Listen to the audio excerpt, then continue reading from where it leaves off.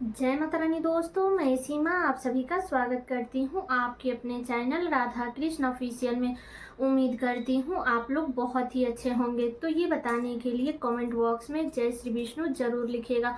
तो चलिए दोस्तों, आज हम इस वीडियो में जानेंगे कि आषाढ़ पूर्णिमा कब है, पूर्णिमा तिथि कब से शुरू हो रही है, कब समाप्त हो रही है, चंद्र उदय का समय क्या होगा और पूर्णिमा के दिन के सुबह से लेकर के और शाम तक के सभी महत्वपूर्ण बातें जानेंगे। और ये भी जानेंगे कि पूर्णिमा के दिन सिंदूर लगाए या ना लगाए, पूर्णिमा के दिन कौन से सिंदूर हमें लगानी चाहिए, पूर्णिमा के दिन कौन कौन से ऐसे कार्य हैं जो हमें जरूर करने चाहिए और कौन कौन से ऐसे कार्य हैं जो हमें नहीं करनी चाहिए।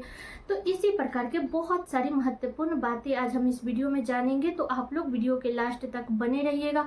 आप लोगों को आषाढ़ पूर्णिमा से संबंधित सभी महत्वपूर्ण बातें जानने को मिलेगा। तो चलिए वीडियो को शुरू करते हैं और जान लेते हैं सभी महत्वपूर्ण बातें।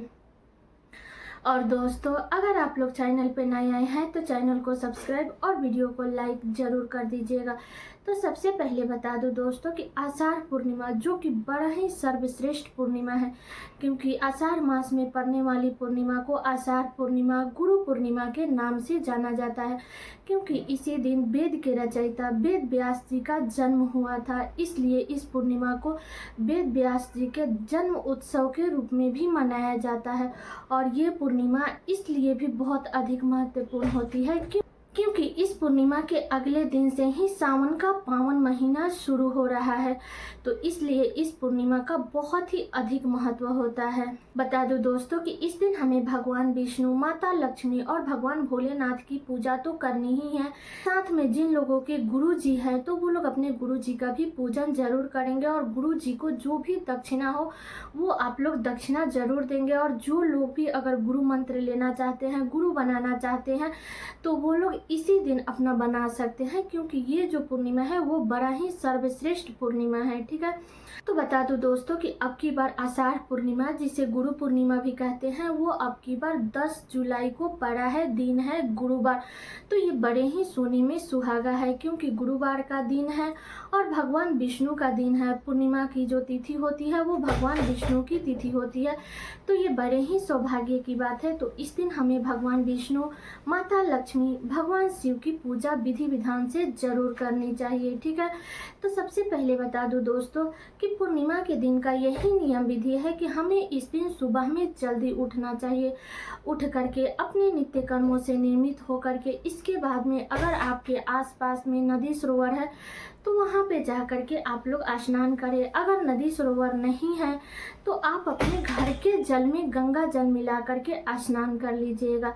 ठीक, स्नान करने के बाद में इस दिन आप लोग पीले रंग का वस्त्र धारण कीजिएगा, क्योंकि पूर्णिमा के दिन तो हमें ऐसे भी पीले रंग का वस्त्र धारण करना चाहिए। और अब की बार तो गुरुवार के दिन भी पड़ा है, तो आप लोग पीले रंग का वस्त्र धारण कर लीजिएगा। इसके बाद सबसे पहले हमें सूर्य भगवान की पूजा करनी चाहिए, तो सूर्य भगवान को जल दे दीजिएगा। इसके बाद आप अपने पूजा मंदिर में या अलग चौकी बिछा करके आप लोग भगवान विष्णु, माता लक्ष्मी और भगवान भोलेनाथ की पूजा आप लोग विधि विधान से कीजिएगा।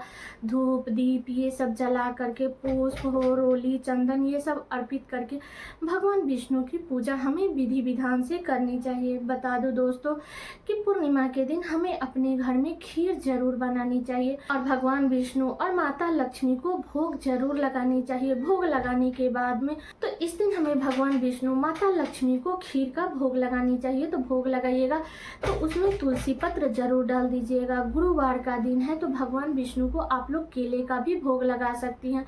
ऐसे तो पूर्णिमा में सफेद चीजों का मतलब कि बहुत अधिक महत्व होता है, जैसे कि आप खीर का भोग लगाइए, सफेद मिठाई का भोग लगाइए। तो इन्हीं सभी चीजों का आप लोग भोग लगा सकती हैं या आप केले का भी भोग लगा सकती हैं। ठीक है, तो आप लोग विधि विधान से पूजा कर लीजिएगा। इसके बाद बता दो दोस्तों कि बहुत सारे लोग हैं जो पूर्णिमा का व्रत भी रखते हैं। तो जो लोग भी व्रत रखेंगे तो इस व्रत को मतलब कि कई प्रकार से रखा जाता है। बहुत सारे लोग निर्जल रखते हैं और बहुत सारे लोग हैं जो मतलब फल फ्रूट खा करके रखते हैं।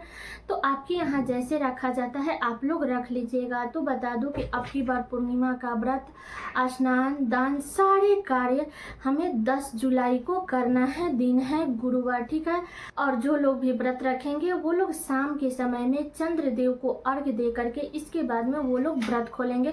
तो चंद्रदेव को अर्घ्य देने के लिए हमें गाय का कच्चा दूध, गंगा जल और उसमें आप लोग चीनी या मिश्री डाल करके चंद्रदेव को अर्घ्य दीजिएगा। चंद्रदेव को आप लोग खीर का भी भोग, मतलब जो खीर बनाइएगा उसमें से भोग लगा दीजिएगा। तो ये बातें क्लियर हो गई कि हमें व्रत 10 जुलाई दिन गुरुवार के दिन रखनी है।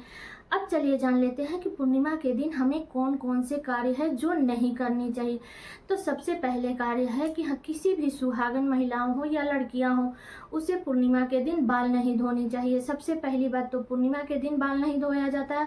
और दूसरी बात है कि गुरुवार का दिन पड़ा है तो आप लोग किसी भी स्थिति में बाल मत धोइएगा, क्योंकि गुरुवार के दिन बाल धोने से मतलब धन की हानि होती है। तो इसलिए आप लोग बुधवार के दिन ही बाल धो लीजिएगा, लेकिन गुरुवार के दिन बाल मत धोइएगा, ठीक है। पूर्णिमा के दिन हमें कभी भी मांस मदिरा का सेवन नहीं करनी चाहिए। घर में मीठा भोजन बना करके, खीर बना करके भगवान को भोग लगा करके इसके बाद में सभी परिवार को ग्रहण करना चाहिए, लेकिन इस दिन मांस मदिरा का सेवन नहीं करनी चाहिए। पूर्णिमा के दिन हमें कभी भी नाखून नहीं काटनी चाहिए, इस बात का ध्यान रखिएगा। या पूर्णिमा के दिन आप किसी की भी अपमान, निंदा, चुगली ये सब कार्य आप लोग मत कीजिएगा, जो कि बिल्कुल भी अच्छा नहीं होता है, ठीक है। तो यही सब कार्य है जो हमें पूर्णिमा के दिन नहीं करनी है। अब चलिए जान लेते हैं कि बहुत सारे लोग बोलते हैं कि क्या हम पूर्णिमा के दिन सिंदूर लगा सकते हैं, या गुरुवार के दिन पड़ा है। तो बहुत सारे लोग हैं जो गुरुवार का व्रत भी करते हैं, तो वो लोग बोलेंगे कि हम तो गुरुवार के दिन सिंदूर लगाते हैं, तो हम सिंदूर कैसे लगाएंगे। तो बता दूं कि बहुत सारे लोग हैं जो पूर्णिमा के दिन सिंदूर लगाते हैं और बहुत सारे लोग हैं जो नहीं लगाते हैं। जैसे हम लोग भी पूर्णिमा के दिन सिंदूर नहीं लगाते हैं, ठीक है। बाकी बहुत सारे लोग हैं जो लगाते हैं। जैसे हम लोगों के यहाँ पूजा पाठ ये सब कार्य होता है, जैसे पूर्णिमा के दिन बहुत सारे लोग श्री सत्यनारायण भगवान के कथा कहलवाते हैं, तो पूजा पाठ में जाते हैं तो हम लोग नहीं लगाते हैं, तो अपने आंचल में लगवा लेते हैं, लेकिन पूर्णिमा के दिन सिंदूर नहीं लगाते हैं। अगर आपके यहाँ लगाया जाता है तो आप लोग लगा लीजिएगा। बहुत सारे लोग गुरुवार के दिन पीला सिंदूर लगाते हैं, तो आप लगा सकती हैं। जो लोग भी पूर्णिमा का व्रत रखेंगे या गुरुवार का व्रत रखेंगे तो वो लोग पीला सिंदूर लगा सकते हैं। बाकी अगर बच जाता है तो हमें ज़रूर बचानी चाहिए, क्योंकि पूर्णिमा के दिन सिंदूर लगाने से सुहाग पूरा होता है, हमारे यहाँ ऐसा कहा जाता है। तो इसलिए हमें पूर्णिमा के दिन सिंदूर नहीं लगानी चाहिए, लेकिन बहुत सारे लोग लगाते हैं, तो आप अपना देख लीजिएगा, ठीक है। तो पूर्णिमा के दिन आप सिंदूर लगा सकती हैं।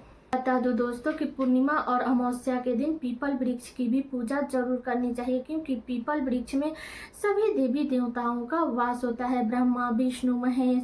तो इसलिए आप लोग पूर्णिमा के दिन पीपल वृक्ष की पूजा जरूर कर लीजिएगा। कोशिश कीजिएगा सूर्योदय से पहले आप लोग पीपल वृक्ष की पूजा कर लीजिएगा। हो सके तो घर में, मतलब अगर लेट हो रहा है तो आप लोग घर के मंदिर की साफ सफाई करके बर्तन धो करके रख दीजिएगा।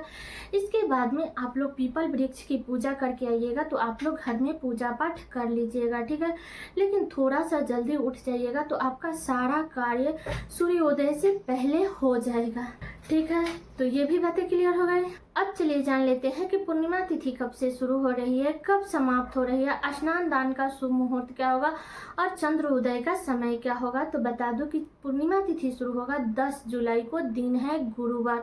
सुबह में 1:36 पर पूर्णिमा तिथि शुरू हो जाएगा। ऐसे 9 अगस्त के मध्य रात्रि माना जाएगा और पूर्णिमा तिथि समाप्त होगा 11 जुलाई को, दिन है शुक्रवार। सुबह में 2:06 पर पूर्णिमा तिथि समाप्त हो जाएगा। तो उदया तिथि के अनुसार पूर्णिमा का व्रत, स्नान दान, पीपल वृक्ष की पूजा, जो लोग भी श्री सत्यनारायण भगवान की कथा कहलवाना चाहते हैं या कोई भी धार्मिक कार्य करना चाहती हैं, तो सारे कार्य हमें 10 जुलाई दिन गुरुवार के दिन ही करनी है, ठीक है।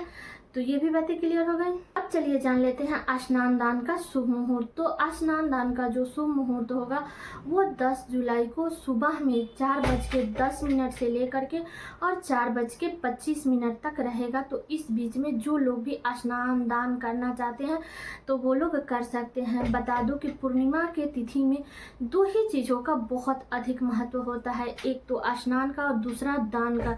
तो इसलिए भगवान का दिया हुआ जितना आपका समर्थ है आप चाहे तो पैसे का दान कर सकते हैं, अन्न का दान कर सकते हैं, वस्त्र का दान कर सकते हैं। जिस लायक भगवान आपको सामर्थ्य दिए हैं उस लायक आप लोग दान जरूर कीजिएगा। बता दूं कि पूर्णिमा के तिथि पर हमें सफ़ेद चीज़ों का दान करनी चाहिए, जैसे दूध का, चीनी का, चावल का, इन्हीं सभी चीज़ों का दान किया जाता है। तो आप लोग सफ़ेद चीज़ों का दान कीजिए। नहीं तो आपके पास में जो भी भगवान का दिया हुआ है, जो कुछ भी आप दान करना चाहती हैं, आप लोग खुशी से दान कर सकती हैं। आप चाहे तो इस दिन ब्राह्मण को भोज भी करा सकती हैं। एक ब्राह्मण को बुला करके खिलाइए। जितना ब्राह्मण का समर्थ है आप लोग बुला करके खिला सकती हैं। तो जो लोग भी ब्राह्मण भोज कराना चाहते हैं आप लोग करा सकते हैं, ठीक है। तो हमें पूर्णिमा के दिन ब्रह्म मुहूर्त में ही स्नान करनी चाहिए। जितना सुबह हो सके उतना सुबह में स्नान कर लेनी चाहिए। अब चलिए जान लेते हैं चंद्र उदय का शुभ मुहूर्त। तो बता दो कि बहुत सारे लोग पूर्णिमा का व्रत रखते हैं, तो 10 जुलाई को व्रत रखनी है। इस दिन चंद्र उदय होगा 7:30 पर, ठीक है। तो आप लोग इस समय के बाद में आप लोग चंद्रदेव को अर्घ्य दे करके इसके बाद में आप अपना व्रत खोल लीजिएगा, ठीक है। तो चंद्रदेव को अर्घ्य देने के लिए हमें कच्चा दूध, गंगा जल और मिश्री या चीनी उसमें डाल करके हमें चंद्रदेव को अर्घ्य देनी है। तो इन्हीं सभी बातों का ध्यान हमें पूर्णिमा के दिन करनी है। जाने अनजाने में भी हमें गलतियां नहीं करनी है और जो भी अच्छे कार्य है वो कार्य हमें इस दिन जरूर करनी चाहिए, ठीक है। तो सारी बातें क्लियर हो गई आषाढ़ पूर्णिमा से संबंधित। उम्मीद करती हूँ कि आप लोगों के लिए वीडियो बहुत ही उपयोगी होगा। तो ये वीडियो मेरा यहीं तक का था। कैसा लगा ये वीडियो आप लोग कमेंट करके ज़रूर बताइएगा। तो चलिए दोस्तों, मिलती हूँ अगले वीडियो में किसी नए वीडियो के साथ में। तब तक के लिए नमस्कार।